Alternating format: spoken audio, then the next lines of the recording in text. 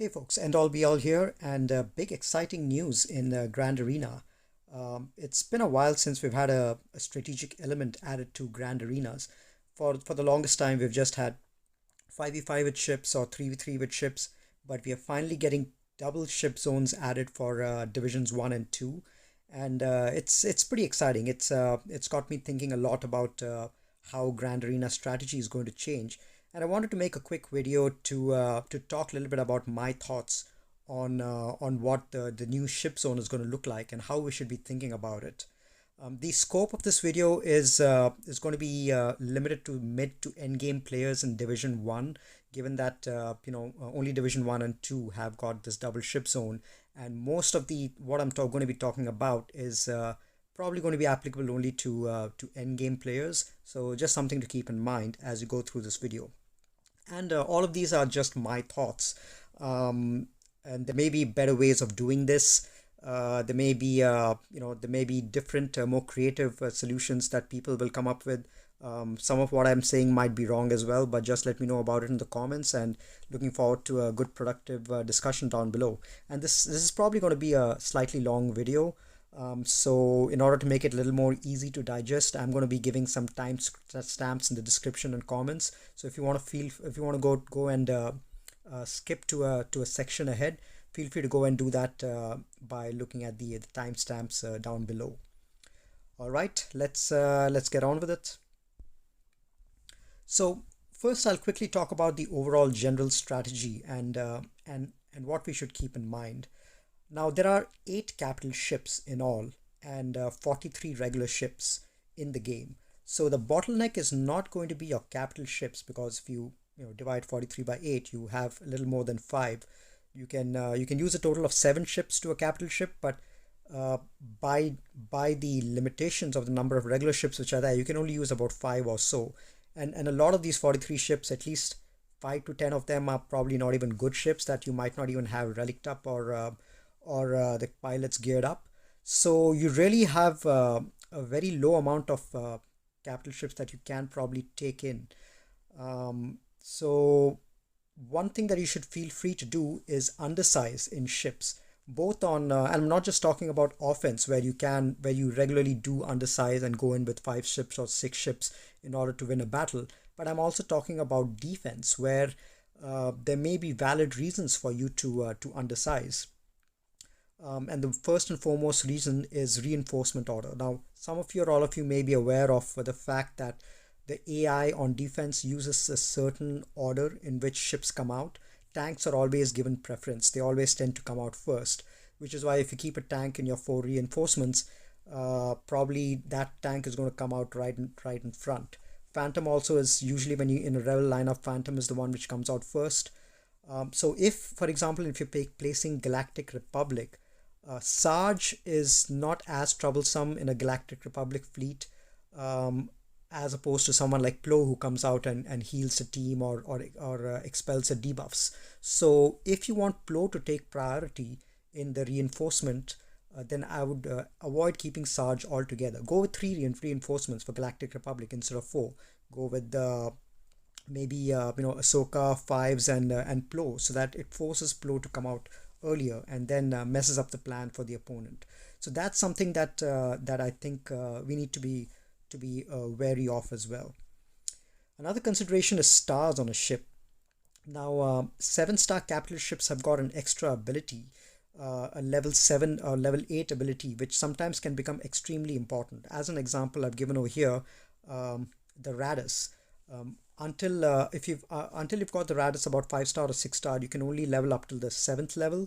But the moment you get Raddus unlocked at 7 stars, you get the Dispel all debuffs on all allies ability, which is extremely useful, especially when countering a ship like Malevolence, which relies heavily on debuffs on their damage. So getting a 7-star capital ship can make all the difference in making your counter work.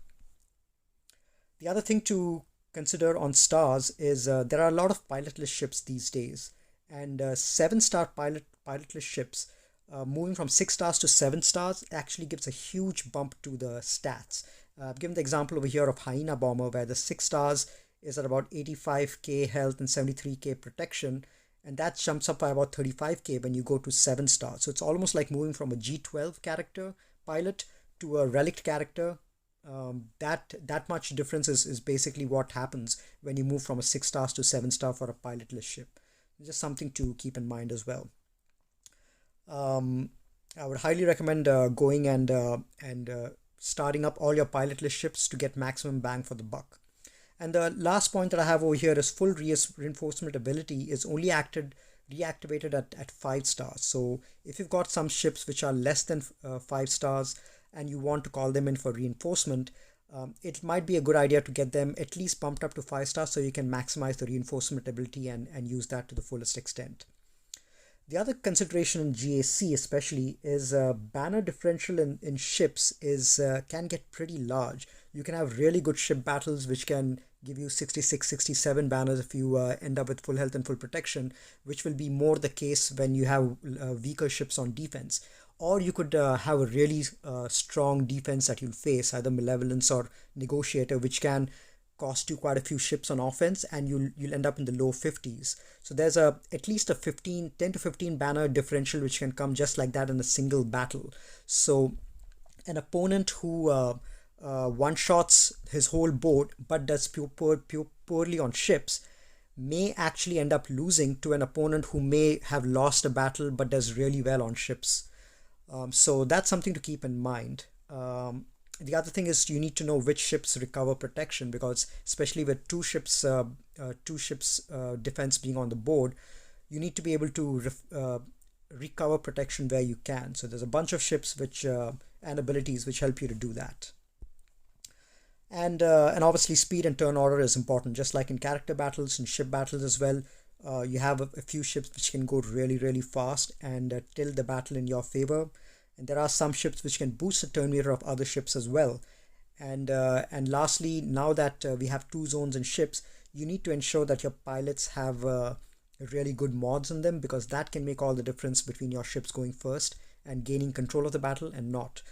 And an example I would give is the Admiral Akbar ship. So most of us might have a G12 Admiral Akbar who's at around 174, 175 speed maybe. If you get him to, if you put 6E mods on Admiral Akbar at G12, you can potentially get him to 178, which means that he'll be going faster than a Vulture droid on a Malevolence lineup, whose speed is 177.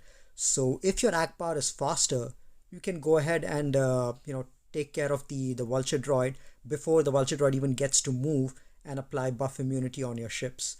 So that's just one example of where having good mods can tilt the benefit in your favor. All right, let's go to the deep dive. Okay, so the very first ship that we're going to be discussing is the Negotiator. Now let me orient you a little bit on the slide. What I have on the x-axis is the defense, and the y-axis is the offense. And what I'm trying to do over here is just trying to lay out the how each ship performs on offense against each other type of capital ship on defense.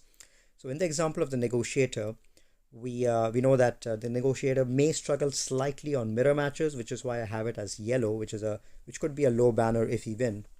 But in almost all other cases, the Negotiator on offense will easily defeat all other ships with pretty much high banners, possibly even undersizing it. The lineup that I usually like to go with is I start with JK, obviously has to be there. And then the next 2 ships can vary depending on what you have powered up. If you don't have the BTL Y-Wing 7 stars, then people usually put in Houndstooth over there with either 5s or Ahsoka. But if you have 7 stars BTL, the opening lineup is preferably going to be Rex, especially in GAC, given that protection recovery is so important. Rex gives a little extra tenacity, and with every resist on a debuff, all your Galactic Republic allies get protection back, not just Rex or the person who's resisting it. So that's why Rex is great to have in the starting lineup, especially on offense. Reinforcements, obviously Plo, Ahsoka, and 5s are great. Plo is usually my first reinforcement, whether it's mirror or Malevolence. But Ahsoka and fives are great as well. You notice over here I don't have Clone Sergeant in there as a potential reinforcement, just because I feel Clone Sergeant, especially on defense, if you place Clone Sergeant, he tends to end up coming early and messing up the order. Clone Sergeant is actually a great off tank to have in other teams because you can, as long as you get him in as a reinforcement, he ends up taunting, and you can basically use him as an off tank in any other team as well. So that's my usual lineup, and the one thing I would do is if you're considering keeping a negotiator on defense, keep Ahsoka in the starting lineup. So JKA, Ahsoka, and BTL, or JKA, Ahsoka, and Houndstooth. That is a much stronger lineup for defense. Fives in the opening lineup tends to go first, give a turn meter to one of your enemy ships, and then gives them advantage to go ahead and control the battle. Like if you put fives against a Malevolence battle, he's going to go ahead and attack the Vulture Droid first, and then the Vulture Droid can go put Buzz Droids on Anakin and then control the battle from there on. So I find the tougher battles are usually always with Ahsoka in the starting lineup. All right, against mirror matches, like I mentioned, I usually start with Jedi Knight Anakin, BTL, and Ahsoka. That again, Ahsoka tends to speed your team up. A couple of things to I won't talk too much about it because you guys must be climbing every day with Malevolence and Negotiator, so nothing much to talk about here. Just remember in mirror matches to attack target locked enemies with your Anakin so that you can spread valor among your team, and valor essentially speeds up your team because by 15% for the capital ship at least, so you end up getting your ultimate faster. Against Malevolence, like I mentioned, start with Ahsoka and Houndstooth. Houndstooth actually is a very strong case if you're going on offense against Malevolence because Ahsoka, once Malevolence gives debuffs out, Ahsoka, once she does her special ability, gives retribution to everyone with debuffs. And Houndstooth with debuff is a pretty awesome ship. Houndstooth is a hard counter against all Malevolence lineups. So once Houndstooth gets retribution, none of the Vulture droids are going to land, and you're basically going to have um, you're going to have cleansing and protection up quite a lot. Um, so and then the second point I have over here is to call Plo only after Hyena has done the AoE. A lot of Malevolence lineups will not have Hyena Bomber in the Hyena Bomber in the starting lineup, and they'll call it as a reinforcement. So the one tip over there is just wait till you have your Hyena Bomber spread the AoE before you call in Plo as a reinforcement.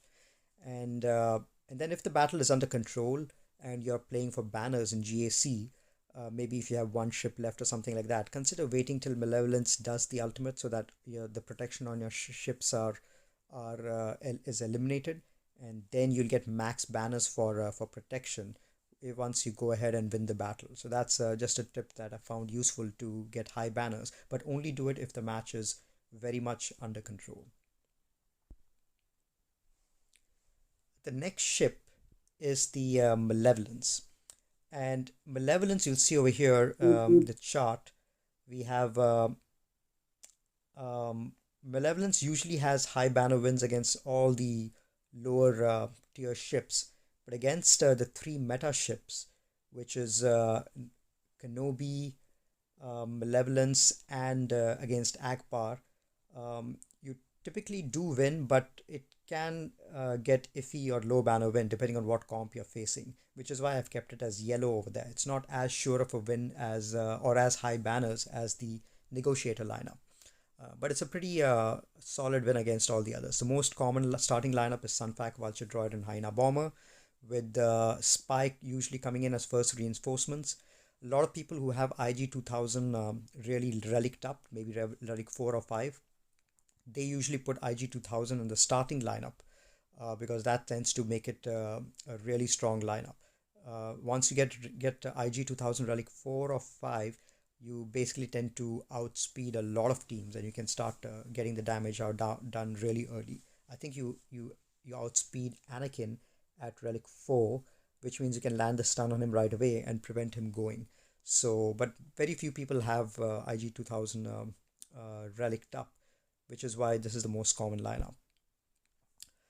Like I mentioned, great on offense, but low banners against the meta teams. One thing that you should keep in mind, especially now that we have two capital ships on defense, is there's huge potential for undersizing with Malevolence. You can go in with only the Vulture Droid, the Hyena Bomber, and maybe the IG 2000 in offense against at least the weaker ships, the last five ships, cap ships that you have over here.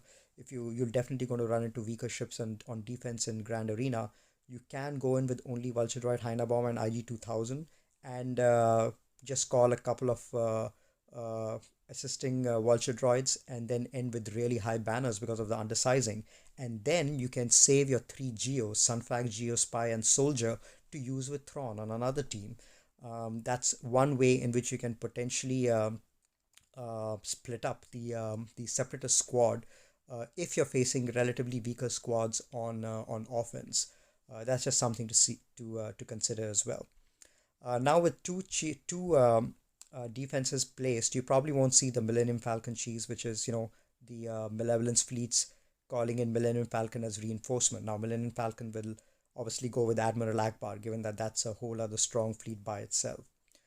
Other considerations to keep in mind is the summoned Vulture Droid is not the same as the original Vulture Droid, which you get in from your roster. The thing to keep in mind is that the summoned Vulture Droid stats are based on the Malevolence. So the higher starred and relic your Grievous is, the higher stats will be given to the summoned Vulture Droid. And the original Vulture Droid on your roster, that the stats are based on its own stars. The other thing to keep in mind is that the original Vulture Droid is the only one which can inflict buff immunity. The summoned Vulture Droids cannot inflict buff immunity, which is why in a lot of lineups when you're going against Malevolence, it's advisable to kill the original Vulture Droid initially, because that can prevent a lot of headache for your team, especially if they start inflicting buff immunity. Once the original Vulture Droid is gone, the summoned Vulture Droids can only land the Buzz Droids. They can't really inflict buff immunity. The other thing to keep in mind is a lot of people already have Malevolence at 7 stars, but if you don't, you're missing an important cap ship ability, which is calling a target ally to assist. That you get only unlocked at 7 star. And it's a really important ability because it can really change the abilities of your Malevolence to counter really strong meta fleets. What I like to do is I always call the Hyena Bomber to assist, because the Hyena Bomber on basic can dispel the weakest ally with debuffs. So I like to do that, because if I target someone else, only one debuff is cleansed. But if I target Hyena Bomber, two debuffs are dispelled, one on Hyena Bomber and one on the weakest other droid. So that's what I like to do. Like I mentioned, so on offense, if you're going against a Negotiator, always kill Jarena Anakin as soon as possible. The 5s lineups are much easier to face. When you face 5s, you essentially you can the 5s will go and attack your Vulture Droid, drop some Buzz Droids there, and then you can your Vulture Droid will go next, drop the Buzz Droids on Anakin, and then when your Hyena Bomber goes, you can just call Anakin to assist, or call everyone to assist on Anakin, and then the battle is well under control. Always call Spy as first reinforcement, given that you get to go around the taunt to target at least one other weaker character, either Jedi Knight Anakin or Snips if she's there.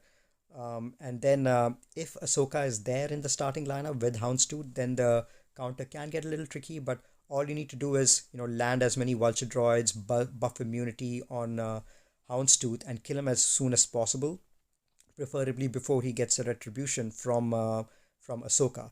If he gets a retribution from Ahsoka, then I would focus on the other tank, Clone Sarge, if he comes in, and try to get him out, and then try to get Spy in to take out either Ahsoka or Anakin. That should be the order against Negotiators. Against Rebels, There are some issues. There are usually too many debuffs. Like if you inflict too many debuffs, they will get cleansed. There really shouldn't be much of a problem with against rebels. They do too much of damage with buzz droids to, and they really can get through the that rebel tanks pretty easily. There shouldn't be much of an issue there. But against rebel lineups, I would consider keeping a dispeller in the reinforcements, either Cassian or Eben Hop, if you can afford them, so that you can call them in whenever you get a chance and land an assist on Millennium Falcon and get rid of him. Um, and also, if there are only two ships left on the field, then I would always call in Spy, because the taunt is always going to go on the Millennium Falcon then, and you can target down Millennium Falcon and get rid of him right away. And against mirror matches, this is where it can get a little tricky. Um, you If you have IG 2000, it's IG 2000 is a great first reinforcement just for additional health and survivability. In mirror matches, the most important thing is to get your ultimate off before the enemy malevolence. And the way you can do it is a few things. You can avoid killing the enemy vulture droids, and then let the enemy malevolence kill your vulture droids so that your cap ship gets sped up pretty fast.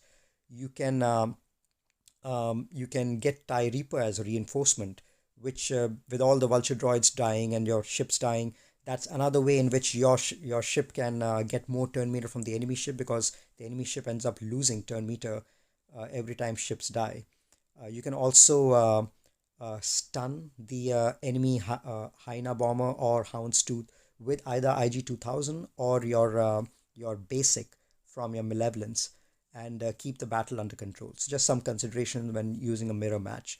As I mentioned, mirror matches are not always high banners, but you're almost guaranteed a victory.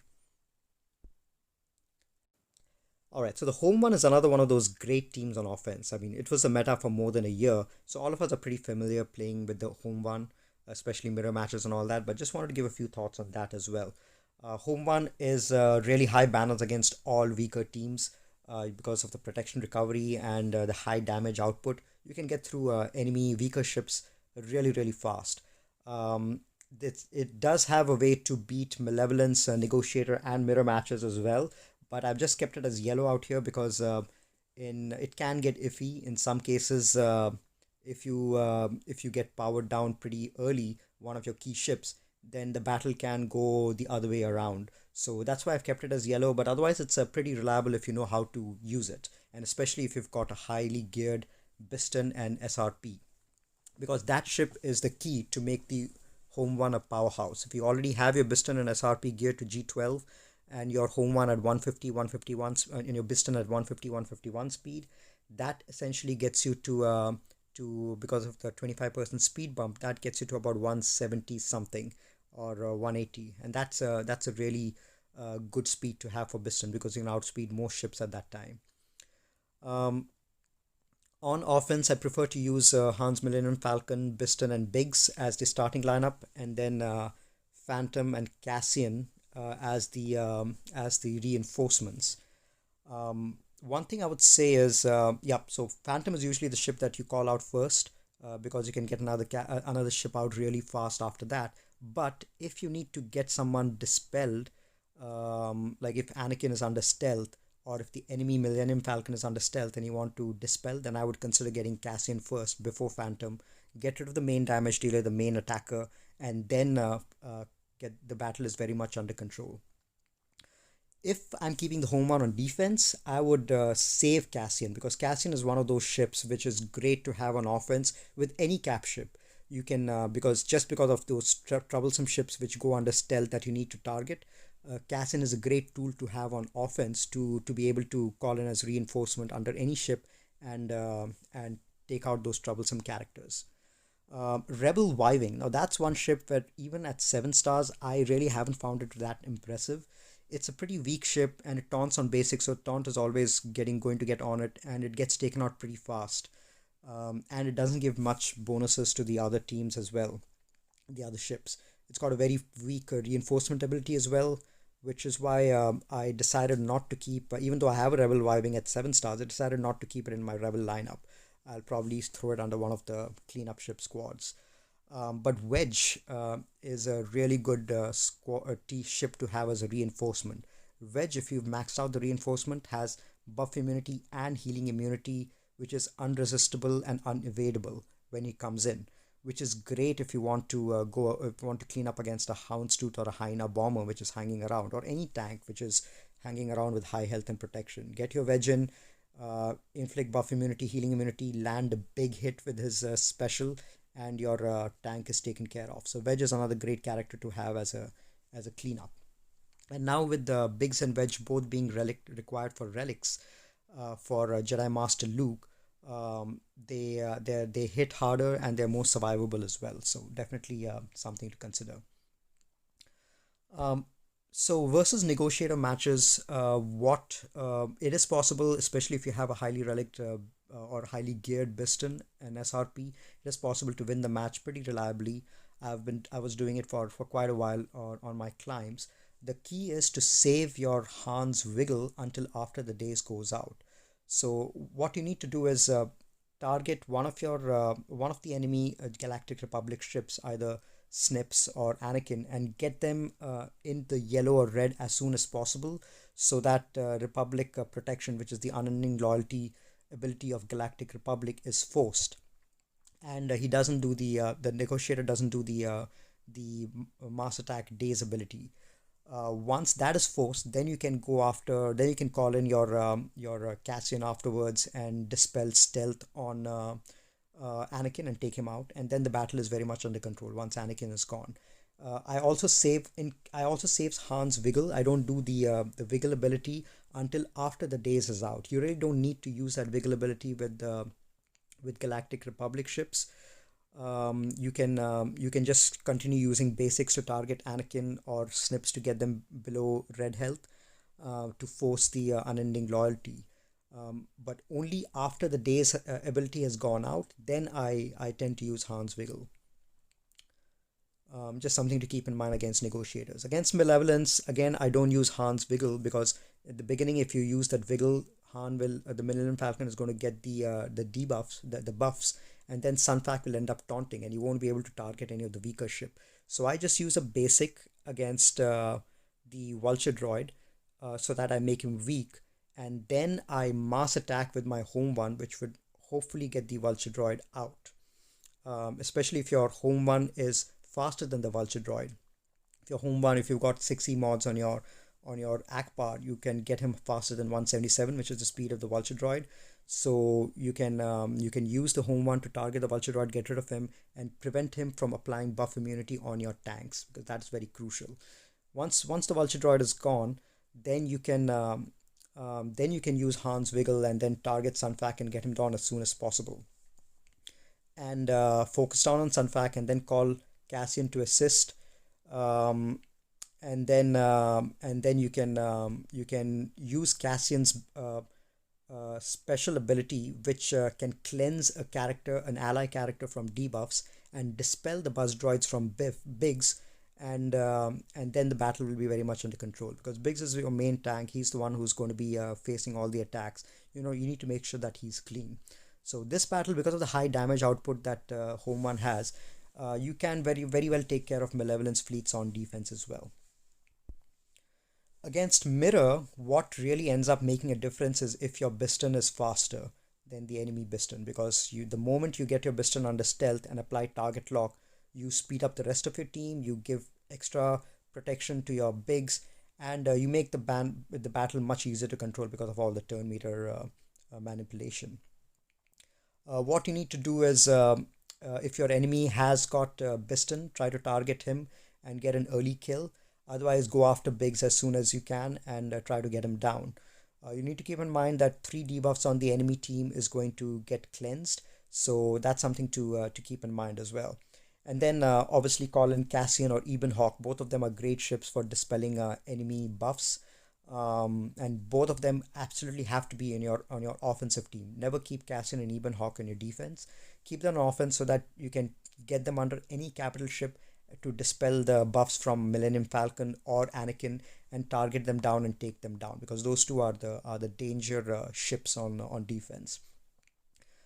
If there's no Biston, if you don't have Biston and the enemy doesn't have Biston, then you need to make sure when you call in Cassian or even Hawk, there's no breach on the Houndstooth, because you're going to have Houndstooth in those battles. Whenever you call them in, you need to make sure that there's no breach, so that you can target the ship that you want to target. That's going to be pretty crucial. All right. Now we come on to the Raddus. Now the Raddus is one of those ships which might seem pretty underwhelming, especially given that we just have 3 or 4 resistant ships that you can use on offense. But once you get the Raddus 7 stars, it is a powerhouse which can be used to hard counter a lot of teams. And the one thing I really love about the Raddus is that it it's there's tremendous scope for protection recovery, so you can really have a chance to end with high banners if you use the Raddus on offense.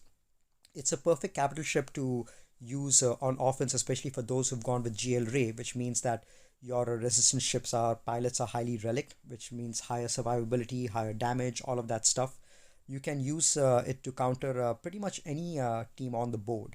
The starting lineup is usually preferred to be Ray's Millennium Falcon, Poe, and Houndstooth. You need to use Houndstooth in this lineup because there's no tank that the resistance ships have.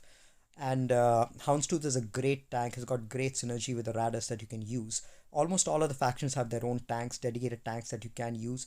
And with 4 ships being required for GAC now, 2 on offense, 2 on defense, Houndstooth is a great flexi tank to keep with the Raddus. Uh, Poe is a must ship to have us in the starting lineup because he's so fast. He can outspeed even enemy fives, and you can go and target one of the vulnerable ships right at the beginning to take them out.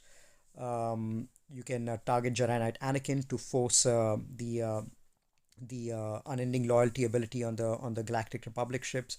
You can target Vulture droids and Han's Millennium Falcon, anything basically to soften them up. Um, the they are Even if you don't have Raddus at 7 stars, Raddus can be used as a great cleanup crew just because of the ultimate ability to eliminate the enemy capital ship. If you're finding a problem cleaning up a particular ship, especially one of the meta ships, take in Raddus, try to somehow survive until ultimate, and then take out the enemy capital ship so that your cleanup battle becomes that much easier in the next time that you go in. So that's one unique feature that the Raddus has. It allows you to act as a great cleanup crew. You just need to keep your Houndstooth alive long enough to reach the ultimate. Now, with if you have the Houndstooth in there, the preferred backup ships that you can have is the Xanadu Bloods, the reinforcements, because Xanadu Blood inflicts breach once it comes in, and it keeps the Houndstooth taunting. The other thing that the Xanadu Blood does is it can give retribution to scoundrel ships, which means that Houndstooth ends up getting retribution. That means anytime anyone applies any debuffs on it, Houndstooth is going to retaliate back and do a basic and get protection up and dispel all the debuffs. So retribution on Houndstooth is really OP, and that's why Xanadu Blood is a perfect reinforcement to keep. Anytime you keep Houndstooth in the starting lineup, it usually gets paired with Xanadu Blood on the reinforcement lineup as well. And then, like I mentioned, the Raddus really transforms at 7 stars because it gets the ability to cleanse debuffs from all your allies, which is a great ability to have. You don't need to get in a ship like Cassian or Gauntlet to go and cleanse the debuffs because your capital ship is able to do that by itself. That's why the Raddus really transforms at 7 stars. Let's talk about what we can do to counter the meta team. So versus negotiators, what you need to do to take it out, and this will probably only work once you've got a 7 star Raddus. You probably might not be able to get it to work unless you've got relic resistant squads and 7 star Raddus, but this is usually the modus of operations. What you need to do is you need to start with the post big hit against Jedi Knight Anakin or Ahsoka, whoever's weakest, to force the unending loyalty to go on, the Republic protection ability, so that there's no days on your ships.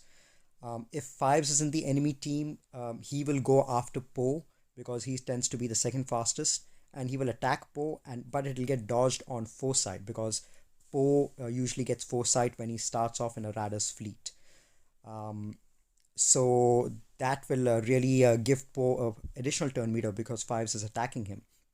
Then with Millennium Falcon in there, raise Millennium Falcon, you need to do the thrust reversal ability first and then follow it up with the AoE for big damage. Raise Millennium Falcon, especially with R7 Scavenger Ray, does tons of damage. Every time it is attacked, every time it takes damage, it builds up its offense. With lots of buffs, it builds up its offense. So you can really get large AoE damages. And those are really effective against those ships that are like Janina Tanakin or Snips. If they go hiding behind a taunt and you need to take them out, uh, the large AoEs that Raise Millennium Falcon has can really take care of that. As a reinforcement, if Houndstooth is still around, I tend to call in the Xanadu Blood as a reinforcement against the Negotiator, just so that I can maintain the taunt on the Houndstooth and give him retribution. Otherwise, if Houndstooth is dead, by the time I have to call my first reinforcement, I usually call in the Resistance X-Wing because Resistance X-Wing can apply daze and dispel taunts and all of that. It's a great reinforcement to have, especially with the Resistance ship. And obviously, Ebenhawk is another great ship to call in to dispel the buffs on the enemies and target whoever you want, and to give the chaff ability, which is another excellent buff to have on the Raddus ship. So that's typically the how you operate against a Negotiator. Against the Malevolence, now the Raddus, in my opinion, is the hard counter to a Malevolence fleet, where very few ships can end with full health and protection against the Malevolence, a maxed out Malevolence ship, and Raddus is one of them, apart from the Negotiator. With Raddus, what you usually do is you start with against Malevolence, you start with Poe, Houndstooth, and Resistance X-Wing, not Raise Millennium Falcon.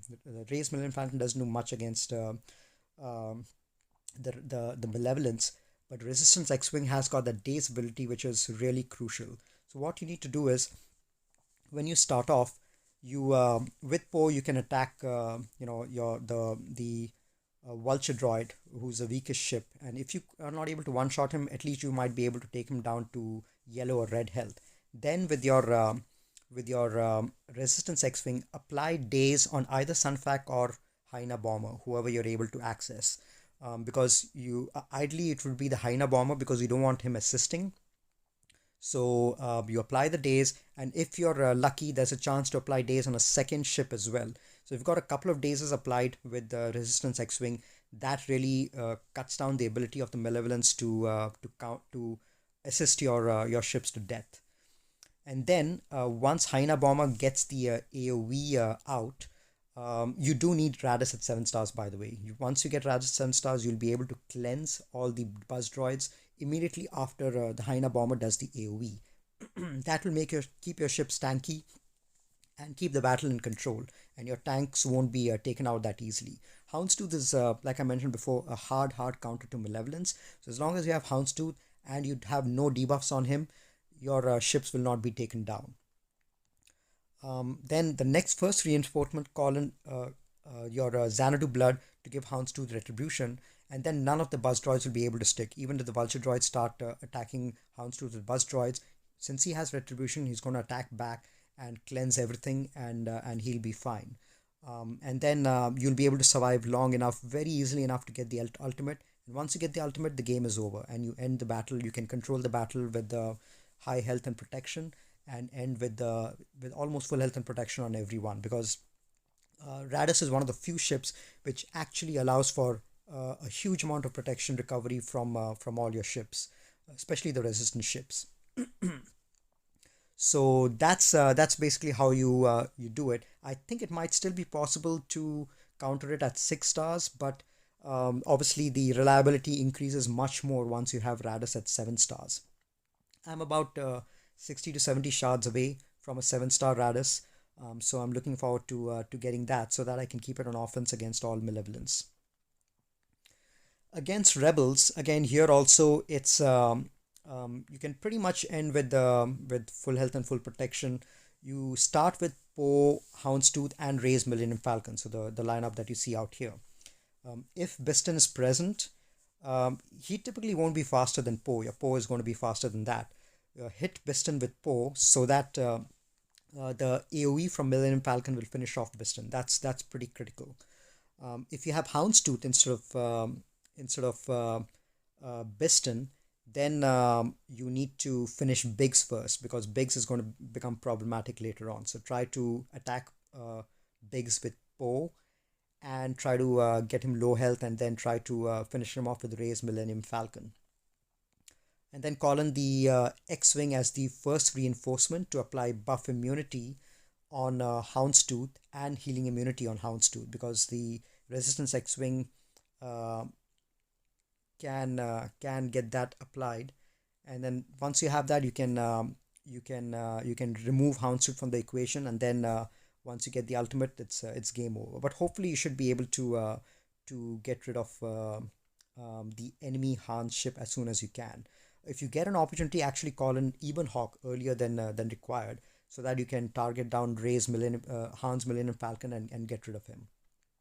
Once Han's Millennium Falcon is down, the rebels really don't have any sustainability or damage, and they can get down pretty easily. Right, the next ship is the Finalizer. Now the Finalizer is going to be an interesting ship as well, and again very beneficial for those of you who went for SLKR when you've got highly relict first order ships. Finalizer is a great ship to have on offense to take out those kind of ships. Now the lineup that you usually want to go to is you almost always want to start with the TIE Silencer and Command Shuttle. Those two are great ships to have on offense. And first order Special Forces TIE Fighter. That's usually the third ship that you want to take in. You usually want to go in with a full first order squad to start with, just because a full first order starting lineup gives plus 45 speed bumps, plus 15 for each ship. So that really speeds up your hucks quite a lot. You also the Finalizer is a great control fleet, because you have a first mover advantage because of all the speed that you get. You can stun, you can remove turn meter, you can swap turn meter to give turn meter to another ally. A lot like the first order character team, you can really control the ships quite a lot. So that's why it's great for any ships starting from Akbar all the way to some of the lower ships. You can control the ships and with a high damage output take them out very early, and end with the almost full banners out here. It's one thing I would say is it's got poor AI, so don't keep it on defense. Even maxed Finalizers and all, they tend to not perform that well on defense. So I would, if you've got these ships relicked up and leveled up, I would save them for offense, because they are a hard counter to rebels. They do struggle a bit against Malevolence and Negotiator, but they are a hard counter to rebels. So if you encounter rebels on defense, even highly geared Bistons and all that, you can, if you've got a good Finalizer, you can take that in on offense and take care of that ship, no problem at all. Hunted is a great ability that you can apply to enemy problematic ships like Houndstooth or Jarana Tanakin, to basically prevent the bonus turn meter generation and to reduce the damage from out of turn attacks. So that's a great debuff to have to start with. And Finalizer is probably the only ship which actually starts with the ultimate directly at the beginning of the battle, and it's the only one where all the first order ships, their reinforcement abilities are activated right at the beginning. You don't have to wait to get them as reinforcements. So some pretty cool, neat bonuses that you can get with the Finalizer. The Finalizer, I've kept them as green over here in the chart, because you can pretty much take care of all the other cap ships at full banners, and it's a pretty efficient win, with the exception of Malevolence and Negotiator, and I'll talk a little bit more about that in this battle. Now versus Negotiator, there's a specific, it's a tough battle. I'm not gonna lie, it's going to be a tough battle against a Negotiator, unless you have your Finalizer ships maxed, 7 stars, and ship pilots also maxed. it's going to be a really tough battle. There's a specific turn order that you need to operate in order to be successful against negotiators. It can work, but it can get difficult, which is why I've left the thing as blank, which means it's a high chance of failure. But if you wanted to succeed, the way that you need to do is your ships need to be maxed and your silencer needs to go after the finalizer. So the finalizer needs to go first and apply hunted on houndstooth. If there's no houndstooth in the enemy negotiator team, then you need to apply hunted on Anakin to prevent all the turn meter gain. Once the finalizer does that, the silencer needs to go next and stun Jedi Knight Anakin. And then you can attack him with first order special forces tie to get him in the yellow or red to force negotiator unending loyalty to go on. That is very, very crucial. Once that happens, then the battle is more or less under control. Then you can ramp up damage with your Kylo ship, and you can pass turn meter around, stun as needed to keep the battle in control, and then you can call in Ebenhawk or Cassian to strip the buffs and then target Jedi Knight Anakin and take him out as soon as you can. That's usually the method of operation, and it can get a little tricky, which is why you need to practice a lot in arena before you take it against a negotiator in GAC. Tricky battle, but can be done only if your ships are maximized. Malevolence, Finalizer is really, really bad against Malevolence. Even if your ships are maxed, do not use it against Malevolence. There are much better ships to take against Malevolence. The control mechanics that Finalizer has really doesn't work against the Malevolence. They can run circles around you with all their debuffs and all of that. There's really no cleanse on the Finalizer team, so the buzz droids will really do a number on your ships. And the high damage that the Finalizer depends on, the critical damage and all of that, that typically won't work against Malevolence because there's so much of crit avoidance in the fleet that really is not going to be effective.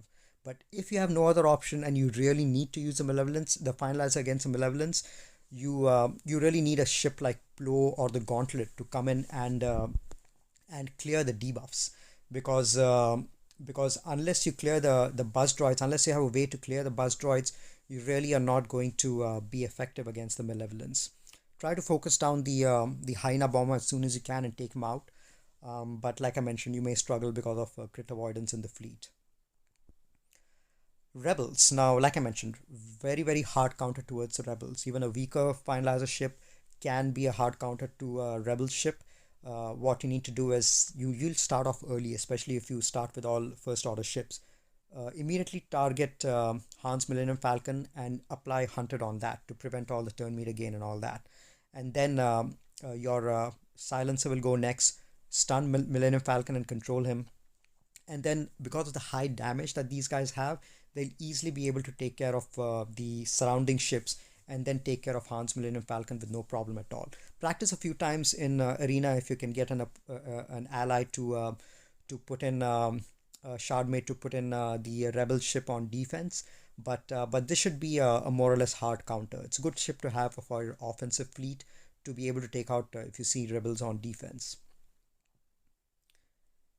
And let's move on to the Executrix. Now, this is the Empire ships, the Executrix and the Thrawn. They, with the introduction of the TIE Bomber, they have a really, really good fleet to counter tons of really great meta fleets out there. So pluses and minuses. A big plus is the TIE Bomber, especially if you have the TIE Bomber at 6 stars, 7 stars. You'll be able to. It opens up so many options for you to counter meta fleets and end with the really high banners as well. TIE Bomber is a big plus. The big minus is the Gauntlet. Gauntlet is an amazing ship to have, especially in the Rebel lineup, but it requires you gearing up and relicking up two characters which are really not that great in the character section of GAC, which is the Super Commando and Guard Saxon. But if you have them decently geared up or relicked up, then the Gauntlet will completely transform your Empire lineup and potentially even take out really hard meta counters like Negotiator and Malevolence. But I've kept them both as blank over here because most people won't have the gauntlet geared up. At least I don't, which is why I won't be able to counter Negotiator or Malevolence with my Empire ships. Now, the first question is, do you use Thrawn or do you use Tarkin with your Empire ships? My personal opinion is that Tarkin is way better to use with Empire ships than Thrawn for a couple of reasons. One is Tarkin's unique gives all Empire ships 20% turn meter when any ship dies, not just your enemy ships, but even if your own ships die, all your ships get 20% turn meter. So you get to go way faster and apply abilities, special abilities way faster than the enemy ships. You also get a huge offense boost with Tarkin. Tarkin's ultimate obviously is way worse than Thrawn, but the unique ability, you get 40% offense per debuffed enemy. And with Tarkin and with Empire ships, usually you'll have tons of debuffs on the enemies, whether it's and undispellable debuffs, whether it's target lock with Vader in there, or whether it's uh, the burning with TIE Bomber in there. There's just tons and tons of debuffs on the field always. So your ships are always at between 120% to 160% offense up, which is a great boost to have with offensive lineup like TFP and TIE Advanced and all of that. Like I mentioned, TIE Bomber is really crucial in the ship in this lineup to make the ships shine. It's one of the best ships that you can 7 star. So try to get your TIE Bomber to 7 stars ASAP. It's a wonderful ship to have and a great ship to completely transform the Executrix lineup. Um, the Gauntlet, like I said, is a very high investment, but it will transform your team as well. And if you have a Gauntlet at high relics, then Gauntlet should be in the starting lineup instead of your Vader, because it can make your ships go fast and can completely change the tide of the battle. If you don't have Gauntlet pilots relic or geared up, like mine, for example, they're only G8, G9, I would still get the ship's abilities up and use the Gauntlet as a reinforcement, because the Gauntlet, just like a Cassian ship, it cleanses all of your allies with the special ability once it gets called in as a reinforcement. So it's a great ship to have, even if it's not there in the Rebel in the Empire lineup. You can call the Gauntlet in as a reinforcement in any capital ship lineup where you need to cleanse debuffs. So I would highly recommend getting that particular ability geared up for the Gauntlet. TFP is again one of the fastest ships in the game, and it gets Foresight on a special ability. And anytime that the enemy attacks him with Foresight, he ends up giving turn meter to the capital ship, which can really help to speed up the capital ship. So TFP is usually what I like to use in the starting lineup. I like to apply target lock with TFP right at the beginning to get the battle under control. There's another alternative starting lineup that you can use, which can be pretty effective. It's utilizing the TIE Bomber in the starting lineup and the TIE Advanced for target lock synergy, and Biston. What you can do is with Biston, especially if you've got a fast Biston, if you can apply target lock right at the beginning and get under stealth, that will get your TIE Bomber taunting, and then target lock is not going to go away because of Vader in there. And that means that all the enemies are debuffed all the times. That means all of your Empire ships have always got 40% offense per ship. And you call an EP shuttle or TFP or any of the other ships as backups, and the high damage on the TIE Advanced and TFP should be able to take care of all the other ships, no problem at all. And with Biston, you're constantly applying target locks and constantly generating turn meter for all your ally ships. So that's another great lineup to use if you're not using a Biston with your rebel ships. So that's a general overview. Now let's talk about how you want to target some of the meta fleets with the Empire lineup. With Negotiator, it's not going to work unless you have Gauntlet at high gear. You need to start with Bomber, TFP, and Gauntlet. And what you need to do is your TFP is going to be fast. So use the TFP to attack Jedi Knight Anakin with the special ability and hopefully land a target lock. Once you land the target lock, then TIE Bomber will start taunting. And then, continue attacking Jedi Knight Anakin with the Gauntlet as well. And then try to force unending loyalty from the Negotiator. Once that is done, try to apply buff immunity on Jedi Knight Anakin with Gauntlet. Gauntlet special ability can do that. That is to prevent him from going under stealth, so that you can, once Unending Loyalty on Jaren and Anakin is triggered, he'll be out in the open with buff immunity. You can focus down and kill him as soon as possible. Once you get rid of Jaren and Anakin, then the battle is very much under control, and the rest of your ship should be able to take care of it pretty easily. EP Shuttle is usually the one to bring in as first reinforcement, so that you can heal up the TIE Bomber, and then you can get your TIE Advanced in, and the battle will be very much under control. So key is making sure that you force Unending Loyalty from Negotiator, target down Jaren Anakin, apply buff immunity on him with Gauntlet, and take care of him as soon as possible. That's the way you take care of Negotiator ships. Against Malevolence, it's again going to be a tough matchup because Malevolence is a tough ship, and things can go wrong if your wrong ship is focused down. You really do need Houndstooth. Now, Houndstooth, like I mentioned before, is a hard counter to Malevolence. So the Executrix, the Empire lineup against Malevolence is probably not going to work unless you have the Houndstooth in the starting lineup. Probably instead of the TIE Advanced, you have TIE Bomber, TFP, and Houndstooth probably, and then and then you can probably survive. Or again, over here against Malevolence, you need to have a Gauntlet highly geared, so that you can dispel cleanse debuffs, all the buzz droids and all of that. You can have Gauntlet in the starting lineup as well, and then cleanse the debuffs once the Hyena Bomber inflicts the buzz droids. That's probably one of the few ways that you can survive. But having Houndstooth will probably increase your chances of surviving. So tough matchup, which is why both the Negotiator and Malevolence are definitely not a given. You can very well lose the match unless you have a highly geared Gauntlet. Against Rebels, now just like Finalizer against Rebels, the Empire lineup with Executrix and TIE Bomber is a hard counter to the Rebels, especially if you've got a 6-star, 7-star TIE Bomber. The starting lineup is usually going to be your Bomber, TFP, and TIE Advanced. Your TFP is going to be faster, so you can go ahead and land a target lock immediately with his special, so that TIE Bomber starts taunting. Because the moment TIE Bomber starts taunting, your team gets more survivable. You don't want the Rebels to focus down on your TFP or your TIE Advanced and get rid of them. That'll make the battle a lot tougher, which is why you really need that target lock to land. Or if you're going up against a slower Biston, then it's no problem at all. Your TIE Bomber will get to go first. But if you're going against fast Bistons, you really need a target lock to land to get TIE Bomber to start taunting. Once your TIE Bomber gets to go, apply burning and the game is over, because the Rebels, they can't dispel the burning, they can't resist the burning, and they can't attack. They have reduced damage when attacking out of turn, and they end up losing 15% health every time that they take a turn. So once burning is out, the game is over and your battle is won. But you just need to survive that initial barrage before TIE Bomber has had a chance to get the burning out.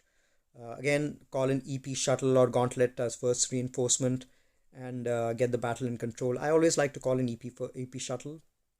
It's a great ship as first reinforcement.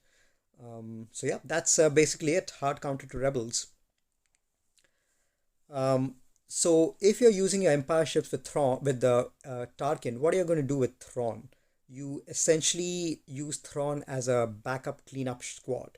Now, if you haven't used your Geos with your Malevolence, if for example you decide to go undersized with Malevolence, then you can use your Geos with Thrawn as another great fleet. This particular lineup also is part of the meta back when Geos were initially reworked.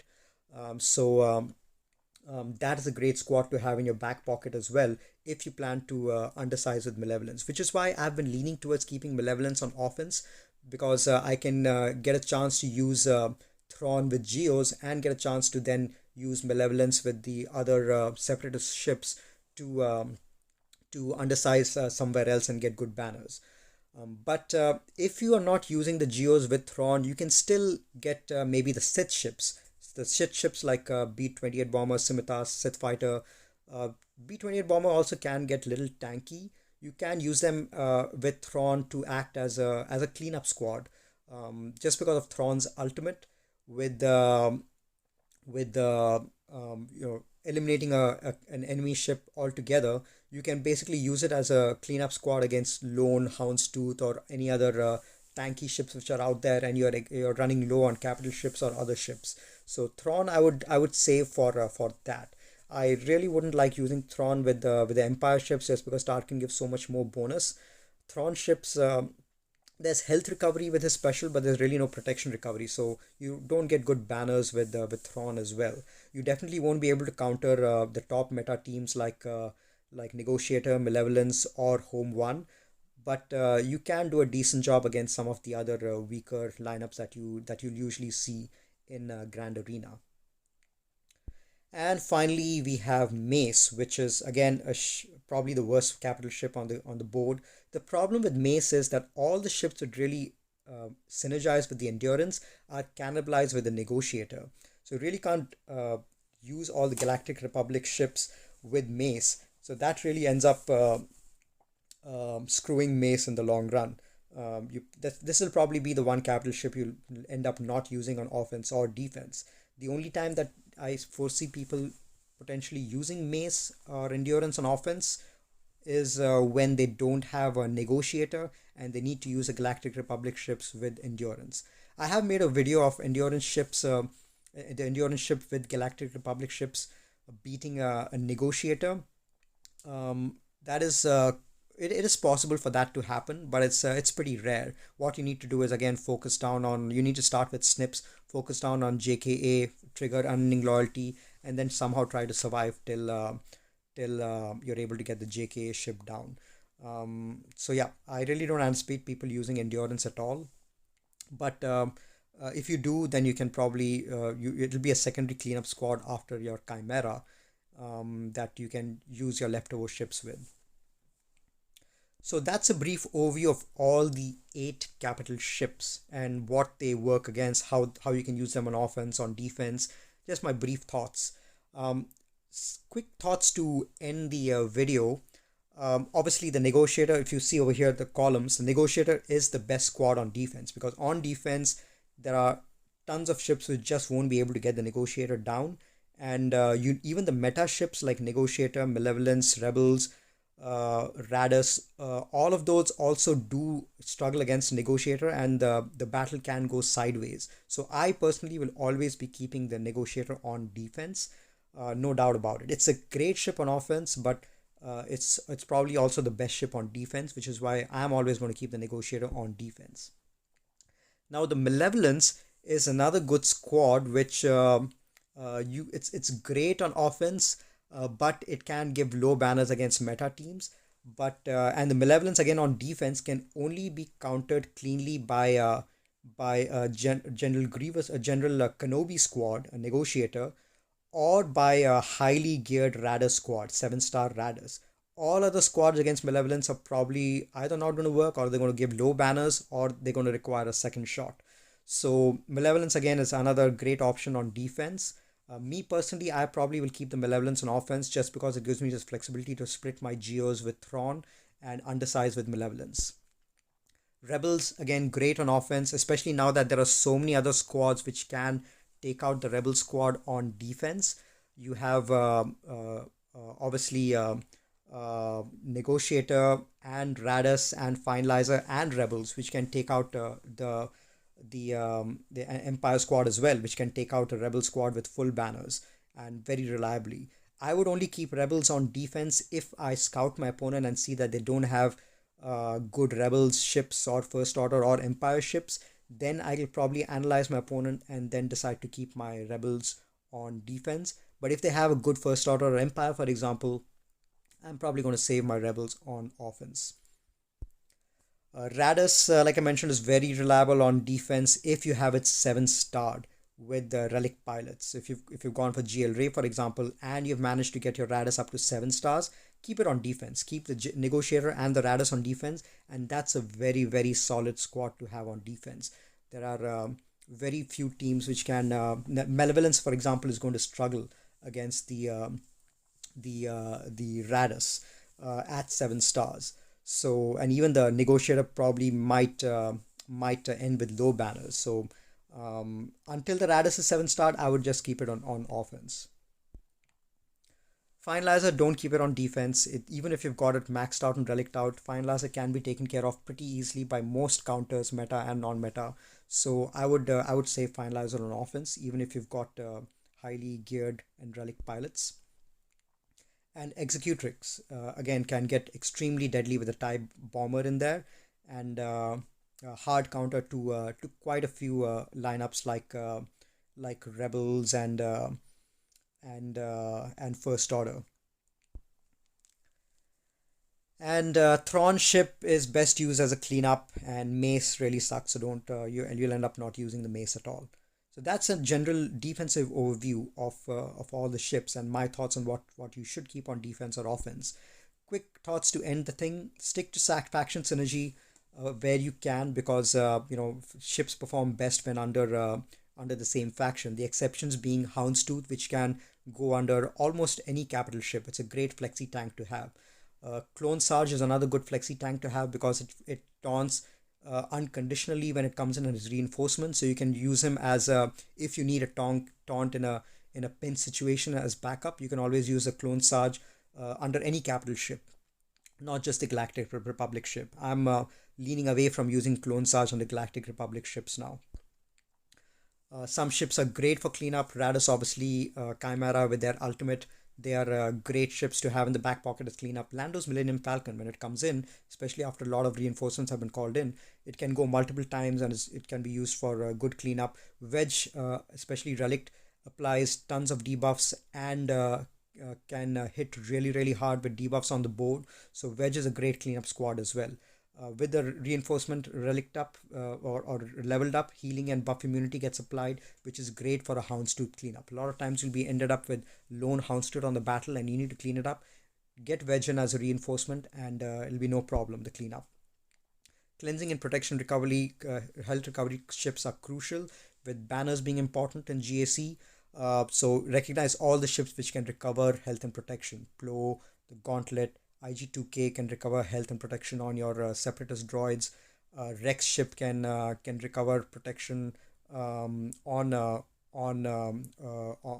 a passive way as well. EP shuttle, when you call that in, it can recover protection on your tanks as well and your Emperor ships, Empire ships. So keep those in mind. And then there are two ships which are really, really crucial to have on offense. Cassian and Evenhawk. Always keep these guys on offense because you can call them in, dispel enemy buffs, and directly target your problematic Jedi Knight Anakins or Han's Millennium Falcon. So these ships are must-haves for offense. Just like there are certain characters that you must have on offense, like Thrawn and Treya and all of that, because of the immense amount of control and flexibility they give you. Cassian and Evenhawk are two of those ships that you should always have on offense. And a couple of ships which you should also have an offense, even if they're low geared, Plo and Gauntlet, even if they're low geared, low relict, always have those ships on offense because they can really do a good job of cleansing and giving protection recovery. And then finally, I'll end with one note: analyze your opponent, exploit their weaknesses, see what kind of ships they have, what key ships they have geared up or not geared up, and then decide appropriately what you want to keep on offense and defense. That bit of background check you always need to do for both characters as well as ships.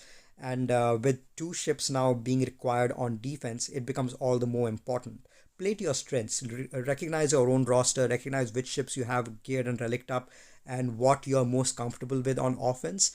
And that's how I would tune your own offense and defense to manage GAC ships.